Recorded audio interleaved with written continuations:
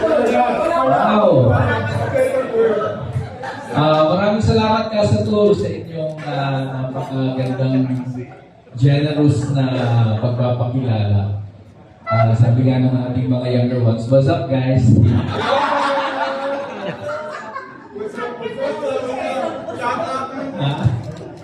Nung sinabi nila dyan sa akin na nagpaplano na ang CGP alumni some kind of gathering, itong fundraising, naisip ko dapat lang kasi kaya ako nandito dahil sa CGP. So, napakilala ang buhay natin.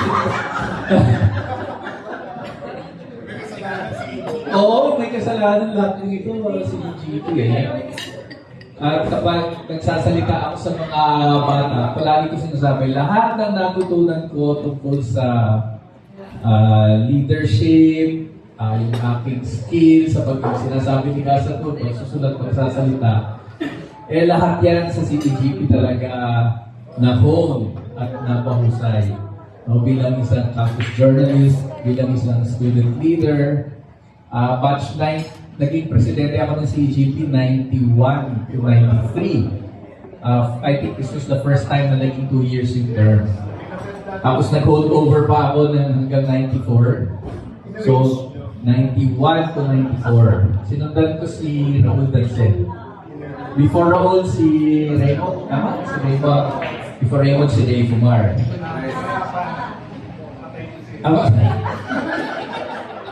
And then before si Ray, si Gigi. Yeah, president ng Philippines. So, yun na nga, if not for the student publication, if not for CPGP, malamang wala ako dito ngayon. Maraming salamat sa pag-hold ng ganitong activity. Of course, alam ko naman excuse lang ito para mag-inuman. Magsama-sama lahat. Hindi ko na sasabihin yung aking plataforma, nasusulat naman yan. I think most of you ang mas tinatanong bakit ang Makabayan Coalition ay nagpatakbo ng 11 senador. Bakit hindi 12? Pero simulan ko muna sa sarili ko, bakit nga ba ako tumakbo? This is my second time. Yung first time ko was in 2013. So it's been 12 years bago ako ulit tumakbo sa pagkasenado. At kaya ako tumakbo dahil ayoko makakita ng tatlong magkakapatid na Dulfo sa Senado.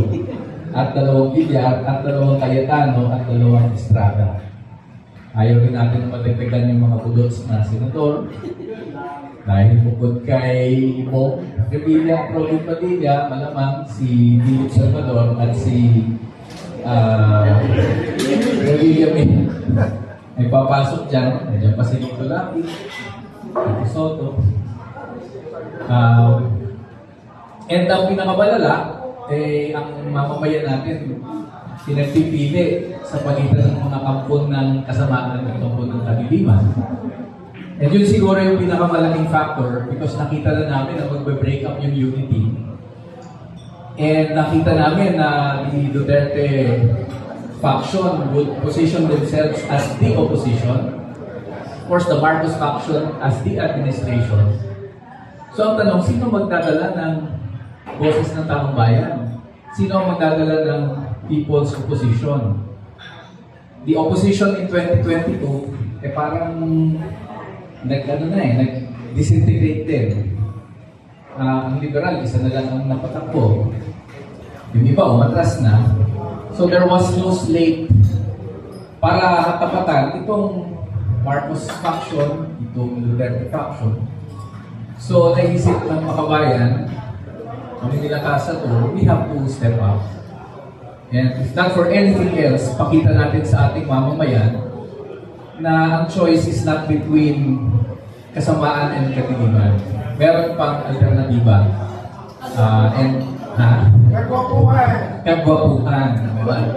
Kaligayahan. And ang gusto namin to show that in a big way, Hindi syempre full slate, pero hindi umabot, 11. Pero kung mapapansin natin, distinctly different yung 11 slate ng Makabayan. Kasi ang kasama po natin dyan, of course, meron mga former party list representatives. Pero ang kasama natin, talagang mga organic, genuine leaders ng iba't ibang mga sectors. May magagawa, magsasaka, mangingisda, driver, teacher, nurse. So, ang point na gusto natin i-register, yung genuine representation, taong bayan sa Senado. At ano man ang mangyayari sa darating na eleksyon, wala naman tayong ilusyon na mananalo yung 11, siguro ako lang. Kasi sayang naman yung effort natin, di ba? Pero yun na nga, pagkamat wala tayong ilusyon, ito naman this is for the long term. Diba? Protracted naman ang ating pakikibaka. So kung hindi man magtagumpay ng 2025, there's always 2028, there's always 2031. Importante lang every election napapakita natin sa taong bayan that the progressive movement is there.